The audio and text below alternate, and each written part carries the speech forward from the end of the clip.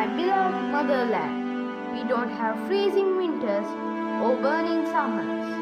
Our island feels like spring all year long, with soft winds, warm light, and green everywhere.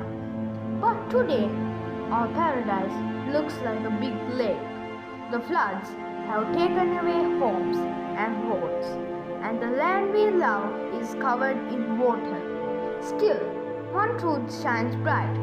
When the water rises, we rise too.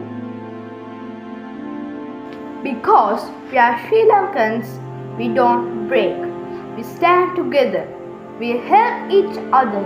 We stay strong. And we hope our motherland smiles again soon.